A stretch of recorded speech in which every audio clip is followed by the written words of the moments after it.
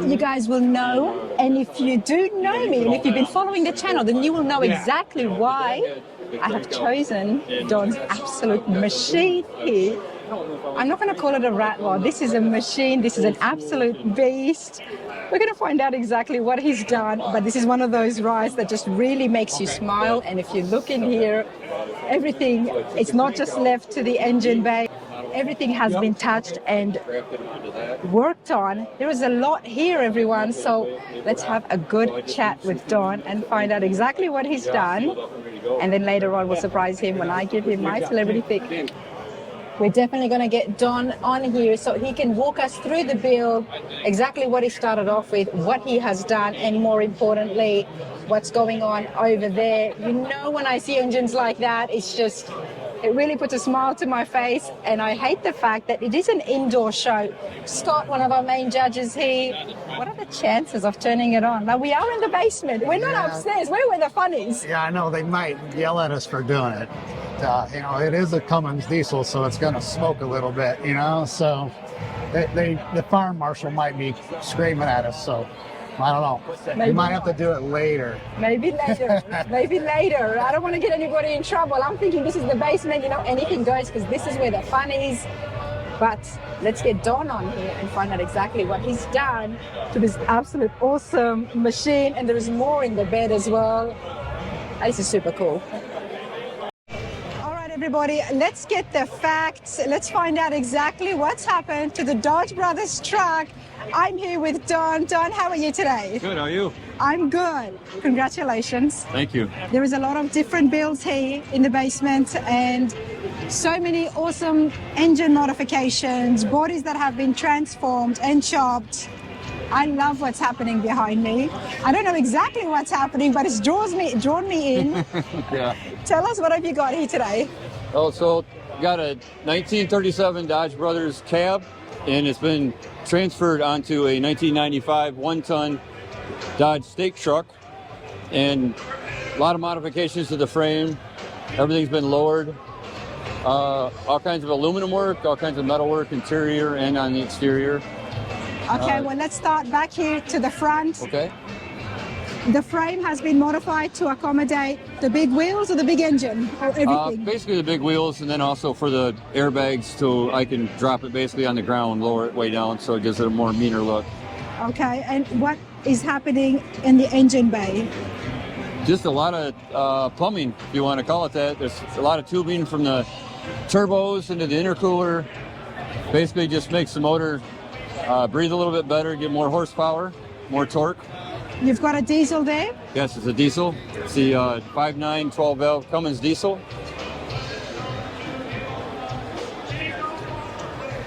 Diesel with twin turbos. Yep, that's considered a compound turbo setup. Yep. And with the build that's been done here, it's about 1,000 horsepower on this motor, so 1,000 horsepower. you will get up and move. You know, usually with diesels, we see them on the Peterbilt trucks, and they've got turbo as well. Mm-hmm. But then when you do that to such a small cab, yes, it's insane, and there's a lot of plumbing involved. Absolutely. Let's talk about that, because I think that would be one of the most difficult tasks when it comes to working with an engine like that and making it work for what you've got. Yeah, you have to have everything equalized for the, like I said, with the pressure. There's a hot side and a cold side. I'm not a huge diesel guy per se. I have some friends that are really good with the diesel, so they're doing the fine tuning for me. But to make everything work correctly, it has to be well thought out and planned, and then when it's fabricated, it has to be done correctly, or you're going to have problems. Without a doubt. I mean, especially with that kind of horsepower. 1,000 horsepower. Yes. Is it supercharged as well? No, just the compound turbos, and no other injection other than just the normal diesel fuel. You can put propane to those. I do have propane in the truck, but it's for the flamethrowers on the exhaust. There's flames that's coming out of the exhaust as well. Okay. Yeah. All right. Gotta have some fun at You nighttime. gotta have some fun, right, Don? Yeah, light up the night. Come stand here in front of your truck, sir, and tell me, let's go back right to the beginning. Where did you find the 37 and what was the condition, or did you just make this from the ground up? So the body and the shell of the grill were in a horse pasture, buried in dirt, and the bottoms of them were completely rusted out. Maybe it should have been yard art, but I decided that I was going to make all new metal for it and transfer it to a nicer looking cab and a nicer looking shell. So a lot of metal work, a lot of time. There was a lot of rust, so you had to do a lot of metal work. But when it comes to these builds, it's all about reusing what you've got around you. Sometimes, yes. Let's talk about that. Let's see what you've reused. Starting with the headlights. Yeah, these headlights are from the 30s, from a Cadillac. They were something I just found at a swap meet and did a little modifying to them to make them work. And then the front grills are all brass that I found. I did not build the brass. I found those online. And then tied in the rest of the brass, I hand built all of the brass grill that you see here. And there's more brass all throughout the truck. We've seen a few different hood ornaments, I guess. Yep. What have you got? So this is from the 40s and 50s. This has been powder coated to look like brass. It's something I found at a swap meet. And just like other parts on the truck, I decided to use it on this build because it fit with the Dodge and being vintage. Did they actually have the Ram looking like that? Yes, yep. Oh, they did? I haven't seen it. Okay. Yep, some cars and some trucks have that Ram on them. Okay.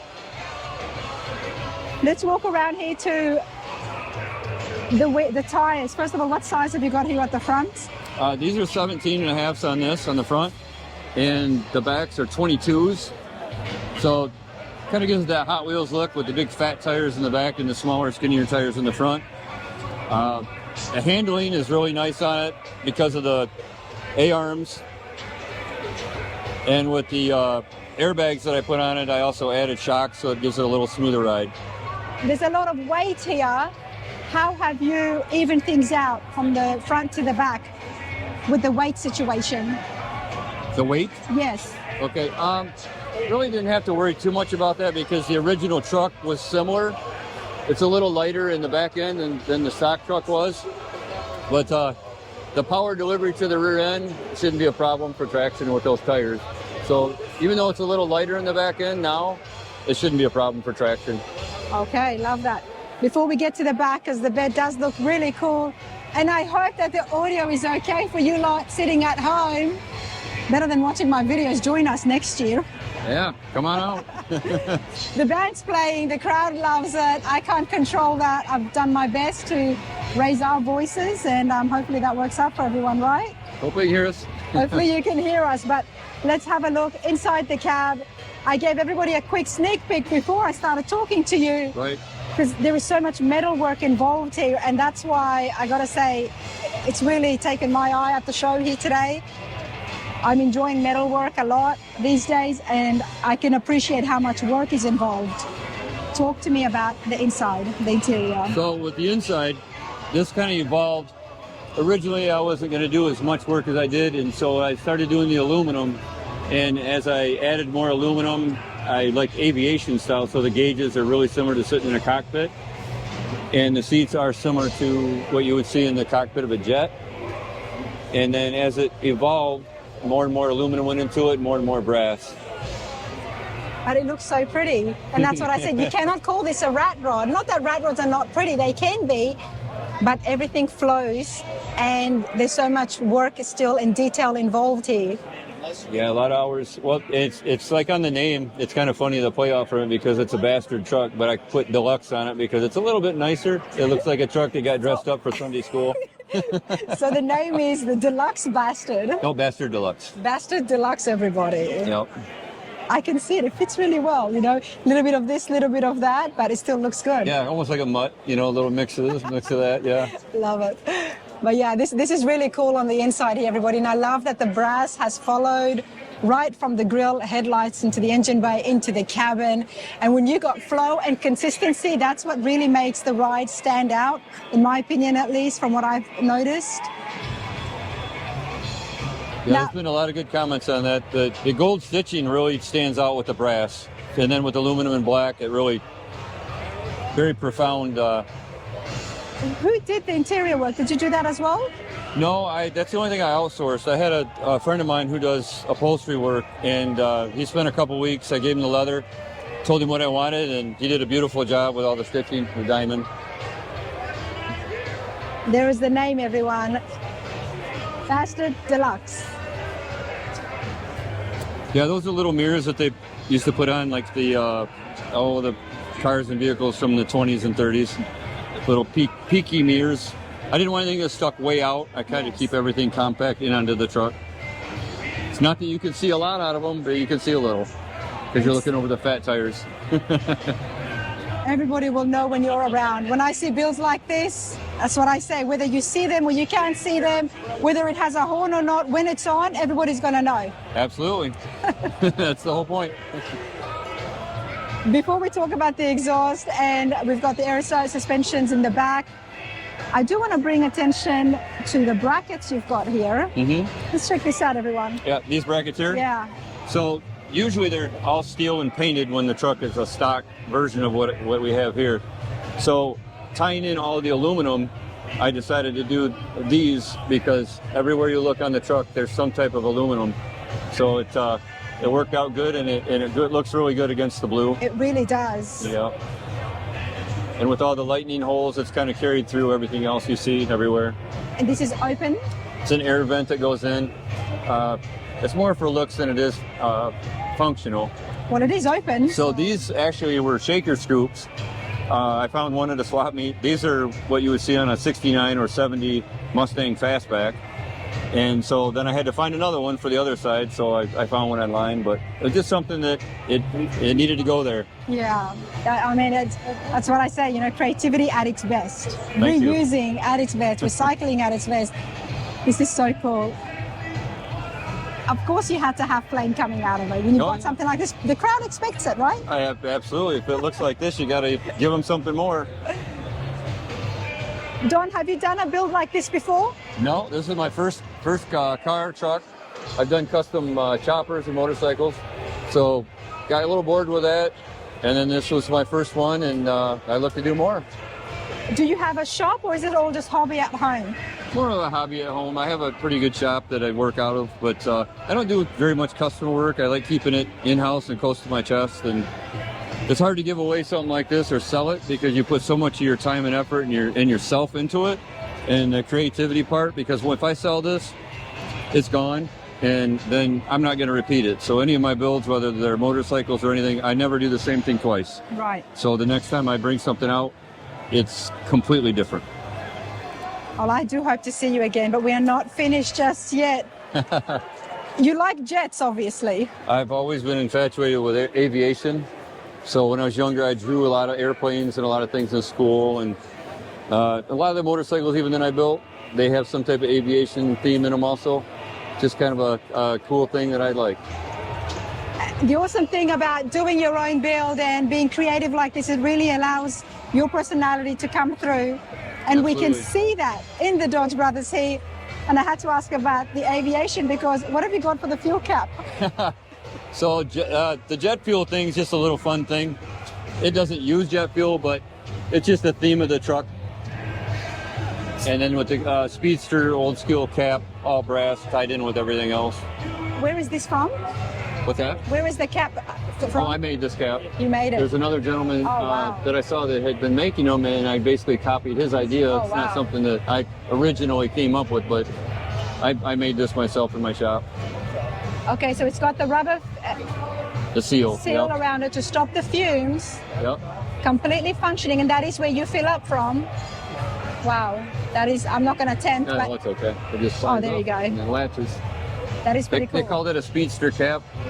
Some of your European cars, I think maybe like a Pierce Arrow or something from way back in the 20s, they had something similar to that. A lot of the guys that do race cars, they have similar like aluminum ones on the cars so they can fast fill fuel.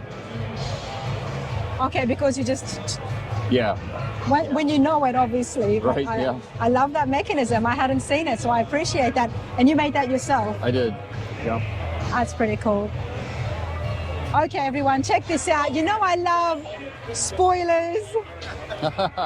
I do like them. This is why I had to wait right till the end. If it's My got a favorite wing, part, you know, I love the engine. I love what you've done there, but check this out, the wing. if you got a fast car, you got to have a wing to keep it on the ground. Again, we can see the aerodynamics coming through. Yeah. And this whole back area here, you just basically push a button and it lowers up and down with a button. Oh, can we see that? Yeah, sure. Okay, we'll definitely have a look there. Walk around that side over there and I'll show you. I love the brushed steel, It's aluminum. brushed aluminum. Yep, I just took Scotch-Brite and went back over it a few times. I didn't want anything on the truck to be chrome or super high polish. I wanted to have an industrial look. So by taking Scotch-Brite to it, it just gives it that nice hue to it without being polished all the time, and to keep up on the maintenance on it. So I did that everywhere on the truck with the Scotch-Brite. If I could have my truck in absolutely brushed aluminum, I would. I absolutely love that look. I think it is so sexy. Oh yeah. That is just beautiful. Thank you. And you've got it just flowing through everywhere. Many hours on the bead roller creating the look and stepping the aluminum up to put that design John, on. what do you do for a living? I'm retired now. I was a lineman for the power company here in Michigan. So I did that for 30 years, and now this is what I do. So you weren't really out in the industrial side of things. Not too much. No, this is amazing. Thank you.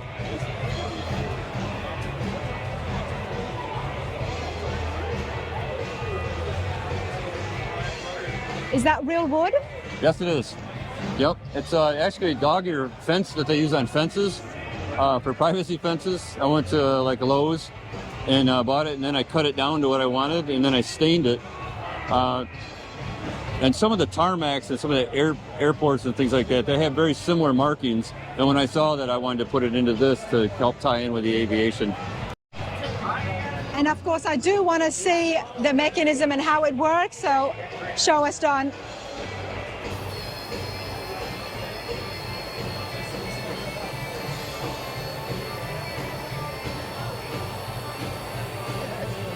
Going on.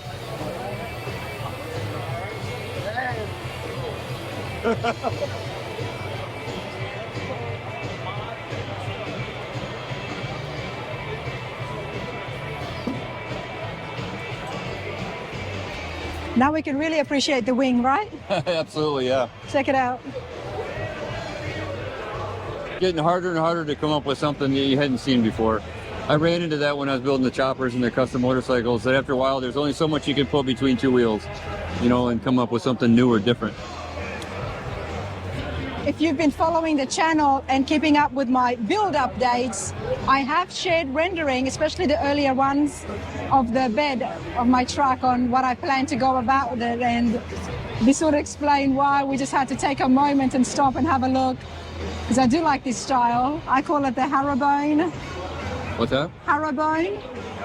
Yes, very similar to herringbone, yep. Very similar Herringbone. to that.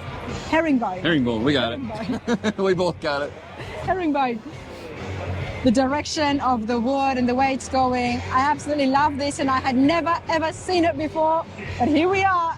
Don's beaten me to the punch. Surprise! With something similar. I'm going to say something similar. All right. Let's talk about the bed. You said you used fence posts?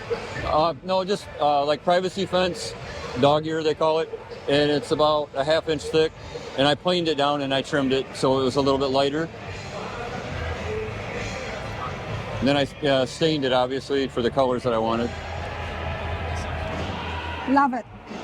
I obviously love it. Thank you. It's very different, directional, kind of like the wings on a jet, everything Yep, just kind of absolutely. ties together. Yep. What air system did you go with? Is it AccuAir? What's that? Yes. Yep. That's right. AccuAir on some of the stuff. And Envire on the compressors. That's a battery box. There's two batteries, two 1000 cranking amp batteries in there. And you made that as well, of course. Yep. Yep, I made all that. What's the purpose of this? On the wing nuts, that's safety wire. So they use that in aviation and in race cars, a lot of them. And what that keeps the wing nut or the nut from loosening up, so it holds it in place. Now, when modifying something like this, let's have a chat about the rear end. What did you go with to help support the weight and the tires? So I didn't have to do a whole lot with the rear end, the stock to the truck, to the 95 Dodge. So 95 or 37? Well, the chassis is a 95, the body is a 37. So I melted old school to newer school. That's very smart. It works well. It's able to hold the weight and stuff, and of course Right. drive really well as well. Exactly, yeah, because in 1937, so those frames and the wheel stance and all that are skinnier on Yeah. the old ones. This has got a wider stance, obviously, so your traction, your cornering, all that is much more enhanced than a 37. And that's why we can see. Check out the tires.